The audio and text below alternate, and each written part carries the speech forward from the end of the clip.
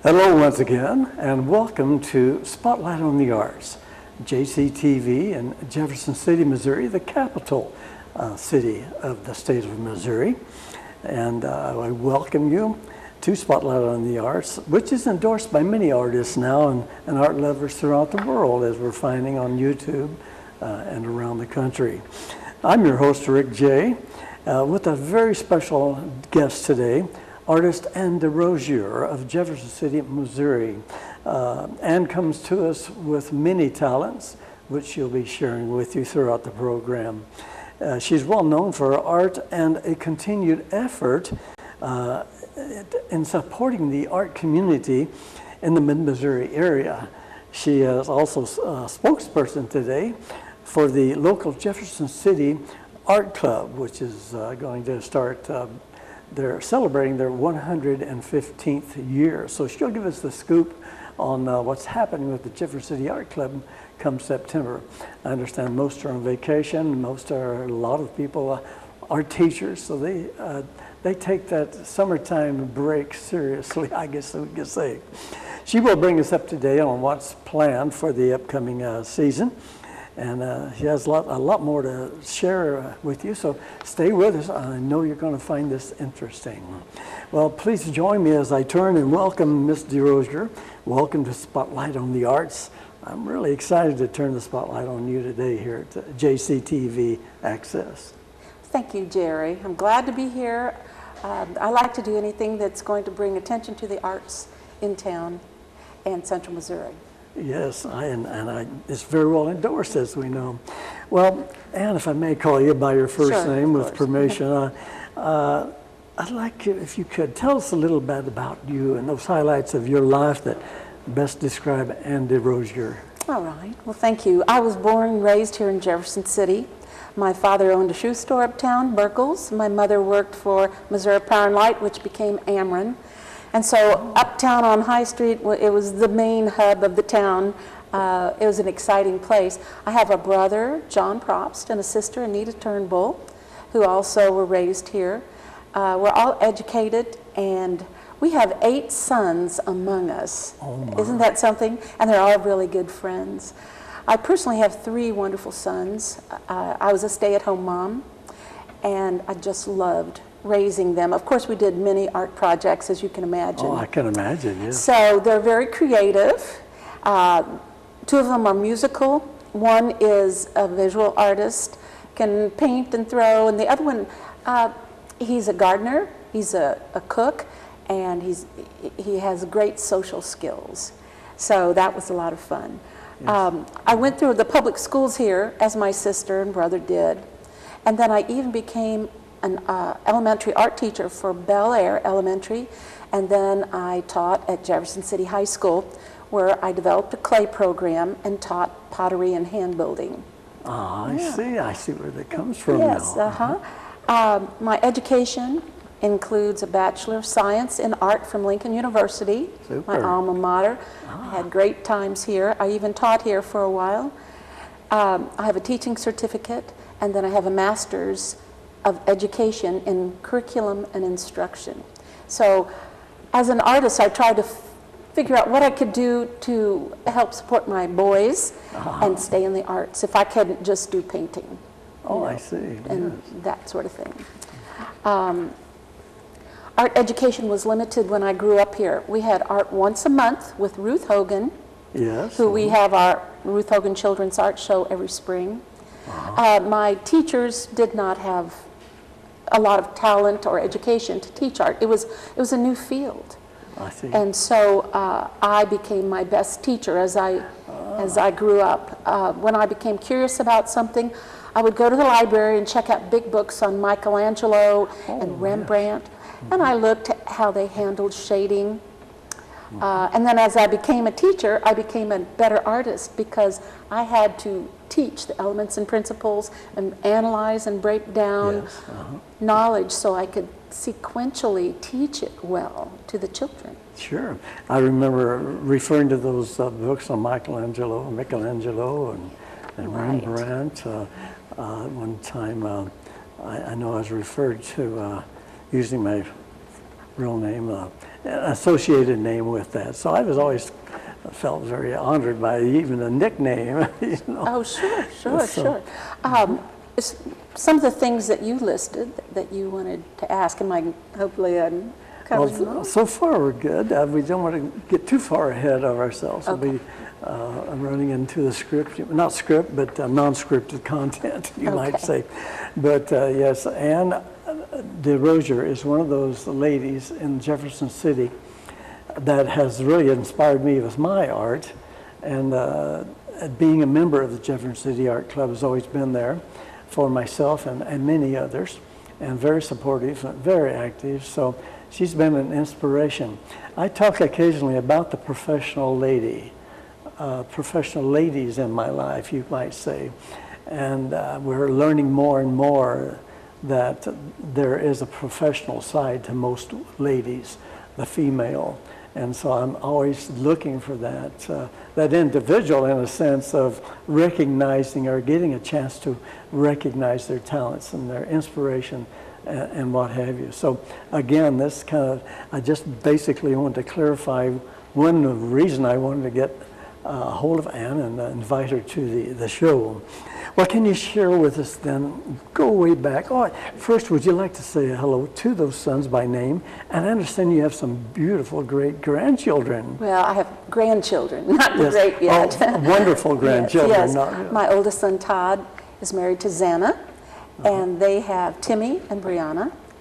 And then my Alex is not married yet, but he's the artist and musician as well. My oldest is a musician. I see. Music composition major from Missouri University. My youngest, Ross, has Lauren and Evan. And the two are just wonderful dads. Oh, and they've got wonderful wives, and we kind of share a heart, so I feel very fortunate to have wonderful daughters-in-law. Sounds like you're very blessed all I am. around. That's am. great.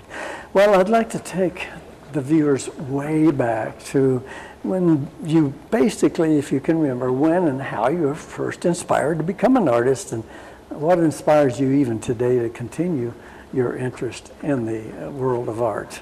Well, I remember standing in my baby bed and drawing on the wallpaper with a pencil. And so I like to draw from early on. And my mother, well, my second grade teacher, let me get to that part. I must have missed a paper, but so I started drawing really early. And then when I was in first grade at Moral Heights, on the blackboard there's this large elf holding an umbrella made out of a mushroom in the rain. It was painted on by somebody. So when I was 6 years old, I got to look at that all year long as I got into the Dick and Jane readers. Yes. And the wonderful illustrations there. And I just fell in love with art and illustration. And I loved picture books that showed, just everything in color and drawing. So I was very inspired as a young child. Excellent. And my second grade teacher wrote on my report card that I had good art talent and that my mother should get me additional education. Super. Someone recognized. And would you like to name that individual? Someone that by name? Mrs. Gio. Mrs. Gio at Moore Heights, our second grade teacher. And so Mother would bring home scrap paper from her work that they were going to throw away, and I just drew and drew and drew. Oh, excellent. Well, we spoke of Ruth Hogan, and I've had many guests on the program that recognizes Ruth Hogan as an individual lady starting the arts programs throughout the city of Jefferson City, and how much she really was behind her teachers and those educators, trying to get the arts into the classroom. So Ruth Hogan again comes up. That's great to hear that. Can you share with me your favorite medium, Ann? Well, I have two. I'm a drawer, and I believe strongly in artists learning how to draw and recognizing light, shade, shadow, and reflected light. So I transferred that into oil, which was what we got into in college. We took our oil painting classes.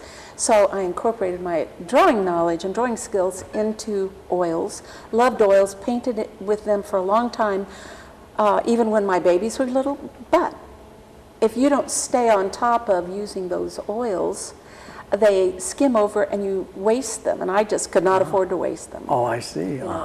Then I got into pastels. So these are the two that I really love. Pastels are quick. You can go away and leave them and come back. Excellent. So that worked for me. And I might bring up that I have it extended on into working with clay and ceramics, and real quick, before we go to break, Ann has made this beautiful wine cooler for me a couple of years ago, and I've cherished it ever since. It's here with us on the table today, and you can see her talent as we talk more about the ceramic and clay following that she has in the city and around. Subject matters real quick. Do you? Yes, subject matters.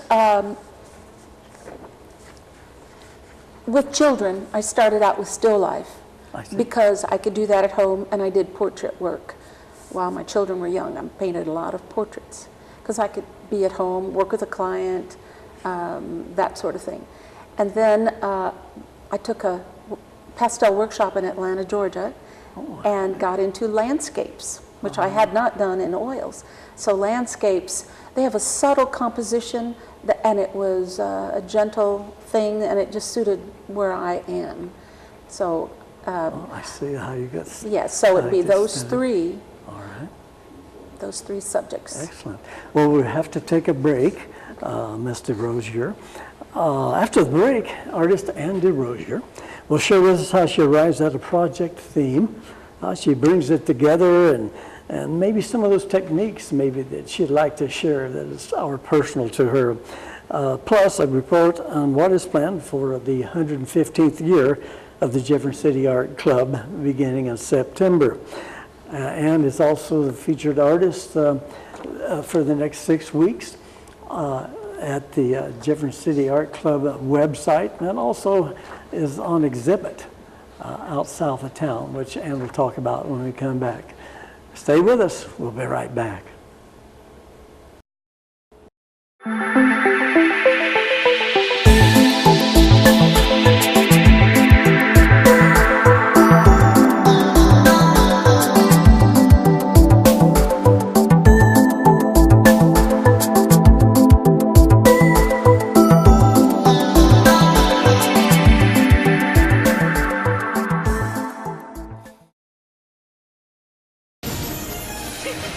It's easy. Turn off lights. Use energy-saving light bulbs. And turn off electronics and appliances when not in use. Make a change and we can really fly. Learn more at energy.gov/kids. Welcome back, everyone, to JCTV Spotlight on the Arts. I continue with our special guest, Mrs. Ann DeRosier of Jefferson City, Missouri, who is here with us today to give us an overview of her experience as an artist through a window women can only see here at JCTV Spotlight on the Arts. Well, Ann, you've shared so much in the last segment before the break. Can you now give us a report what is planned for the 115th year of the Jefferson City Art Club? Isn't that amazing to have one club to last that long? Our first meeting is going to be Monday, September 17th at the Capital City Christian Church on Ellis Boulevard, next to the YMCA. Next to the Furley YMCA. It's going to be a potluck dinner. Begins at 5:30. That's usually when we arrive and set things up. and then have our dinner. And it's a social hour, greeting friends again, welcoming new members, and then talk about the year. We'll be given our booklets that has everybody's names and numbers and our schedule and program schedule for the year. So that's always fun. And then on Friday, November 9th, will be the Fling, we call it. And I think it's going to be our fourth year. Fourth year for it. And this is rather kind of like a little cocktail party. It used to be a membership time, and we do welcome new members, but it's also a time where we get together with our favorite hors d'oeuvres, and we bring wines and soft drinks. We have little door prizes. We have a show and tell of the artists, where whoever would like to can bring jewelry, painting, the things that they've been working on, and we allow them time to talk about it. And we love to hear from our artists what they're finding out about their art, the new techniques. We have original music. Last year we had two wonderful singers, the Sweet Charlottes. They're coming back this year. Oh, excellent. Yeah. That's my next question. Hopefully they did such a great job. They're wonderful. We have several planned exhibits for the year. Our first is this fall. It's the Professional Artist Show. So these are artists who make most of their living from their art, teaching, just producing and selling. It runs from September 28th through October 30th. And it'll be, they're having an opening reception, I think also on the 27th, at the same time as the art crawl. That's going to be going around Jeff City to the different galleries. I see. Children's art show is March 16th through the 26th, 2019. And that will have children's art from the elementary, public schools, and parochial schools, private schools. We have the Adult Artist Show from March 28th to April 30th. Excellent. And we invite amateur artists as well as professional artists to show their work, and there are awards during that time. From May 6th through the 12th is our High School Sketch Day, where we invite the area high schools to send their students around a certain parameter in Jefferson City to do historical as well as subjects of interest to those students. And it's a show. Well, they also have awards, don't they? Yes, the mayors, I believe, even presents the award for the historical end of it. Of the regular. Now, all of these shows are going to be held at Capitol Arts on Missouri Boulevard. I see. So all of the shows and the receptions will be at Capitol Arts. It's an excellent venue, and you've met Leanne Perello, who heads up that gallery, part of the Jefferson City Parks and Recreation Department, actually. So they have been really supportive with the art club and those people that work so hard to keep things going. You know, it's wonderful to have a base to have our shows. We used to have it at Capitol Mall. Yes. Well, someone had to be there most of the time. We couldn't really lock up very well, but with Capitol Arts, someone is always there. It's a great venue. We're delighted. Excellent, excellent. Well, now, the website, you would like to, for more information, Ann can give you that website. And then I'd like to Ann to give us an insight of her artwork, which speaks well for itself. And you can take a look at it as she describes. Go to the website, see some of it and other happenings, but also out at the DMV, if you'd like to. At the DMV. Sure. It's going to be there until August 31st, and I have a great variety of large oils that I've done fairly recently, pastels, watercolor, pencil drawing, and they are for sale. I have great prices, so you might want to go in and take a look. One of the things that you will notice in all of my work, there's a theme, and the theme is of quiet spaces. Quiet spaces. Yes, I like quiet. Excellent. And they kind of show that place where you can go and rest. Yes, they have a very calming effect. You get lost within her her work as we like to present when we do a painting. So that's very well represented and speaks well for you. Thank you. So that sounds great. Now the Jefferson City website, would you like to give that? Well, I've been working with our wonderful artist Cheryl Schweitzer, who takes care of our website. Yes. And so there's a picture of me and my bio, and then I think 18 pieces of my work. Excellent. And that's www.jeffersonCityArtClub-Missouri spelled out.com. That'll appear on the front of your screen, along with some of those artworks that Ann has talking about throughout the interview. Well, I would like to go ahead, Ann, beg your pardon, if I may. I'd like to step into your art world, and I know you're kept really busy with your commitment to the arts and in the different fields. So, if I may, ask you first to explain how you arrive at a project idea, and basically what inspires you in that quest. All right. Well, if we're talking about painting, I'm going to talk about my pastels. All right. And so usually it comes about through the purpose. Did somebody hire me? Am I doing it just for my own joy?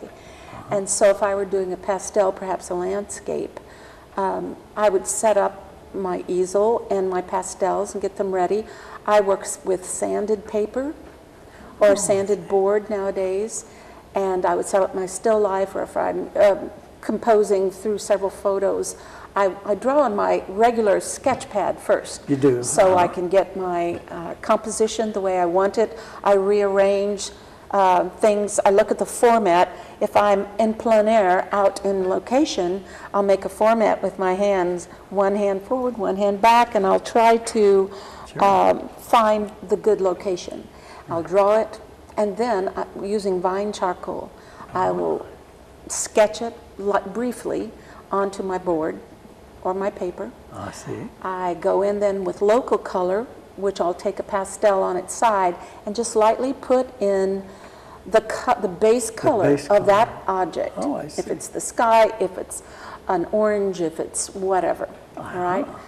And then at that time, I take it outside and I spray it heavily with workable fixative. Oh, yes. And that's the only time that I spray, not at the end or anything.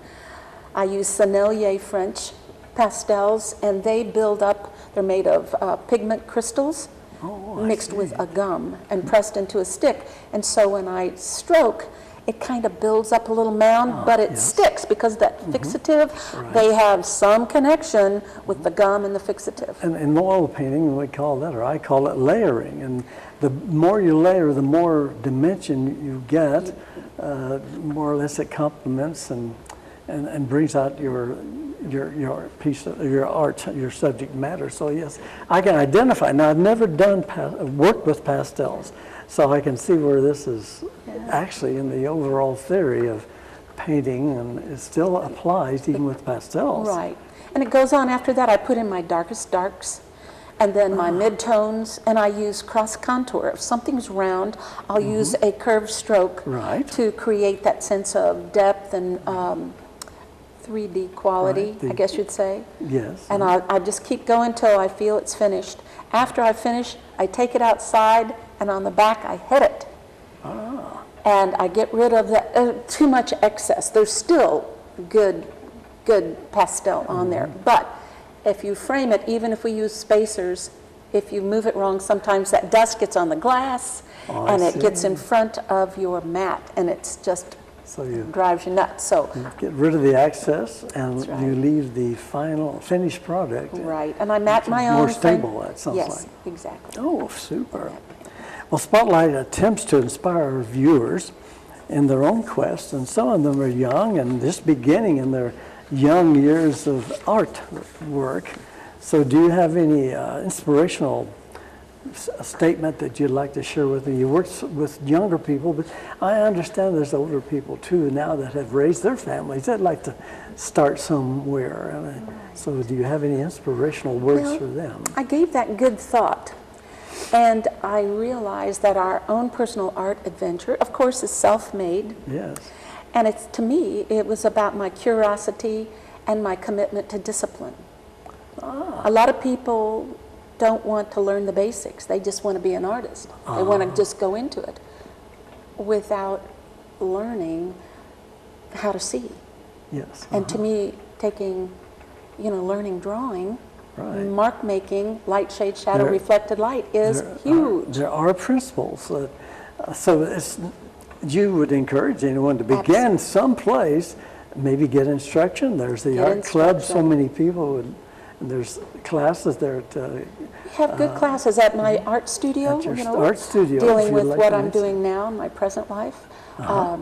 Which we might talk about in a little bit. Yes. But as humans, here's what I wrote. As humans, we have a visual language that we understand, and artists learn to express that language as we grow as humans.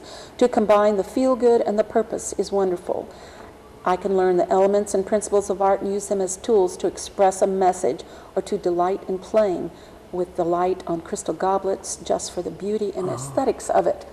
So combine knowledge and expression. That's the goal. Two key factors. Yes, for that's the how I goal. feel. I see. Excellent way of expressing that. Thank you on that so much. Well, everyone has their favorite pieces. I know I have mine. I hate to get rid of most of them. So do you have any that you would like to share with us and we could bring up in the editing room from you? Your files? I have enjoyed all my paintings, and I kind of feel like they're friends. Yes. I am so familiar with them. Jerry, I thought about that, and I don't. I've enjoyed them all. Well, the first couple that I did, I enjoyed them, but then I gained this friendship, like you say, with them, and now it's very hard for me to give them away, but I do try to make sure the family has it. Can you then share with us, Ann, as we're getting close to time, where are you currently showing, and where can they learn more about your works with clay and ceramic and displays? Well, like you say, I'm currently having a one-woman show at the Department of Motor Vehicles through the Art Club. And I have I've got my paintings there, and drawings and watercolors. Yes. But I also, since I retired in 2012, I opened the Village Art Studio with Cindy Schneiders, who does painting, Charlotte Middleton, mixed media, I do clay, and then Andy Cleaton has joined us with fused glass. Yes. So I teach adults and children, and we all do. We have a huge children's program, and you can find us on Facebook and a website, thevillageartstudio.com. Oh, super. And both ladies have been here with us on the program. I was honored to visit with them also. And finally, I was able to reach Ann and schedule her today. Well, Ann, I want to thank you for contributing to Spotlight on the Arts. It's been really inspiring to visit with you. And on behalf of Spotlight on the Arts and JCTV, I want to say thanks again, Ann. You're welcome. I've enjoyed it. Thank you so much. Well, today we'll also be taping an exclusive interview here at the Spotlight on the Arts with Gabrielle Wittenberg of Miller Performing Arts Center in Jefferson City. Watch for this exclusive interview and learn more about the Miller Performing Arts Center of Jefferson City, Missouri. My thanks goes out to JCTV producer Gloria Enlow and crew. I have Jay and Mark with us today, running camera and in the control booth. And I sure thank you, our viewers, for joining us here on JCTV. And don't forget, look for us on YouTube. See you next time.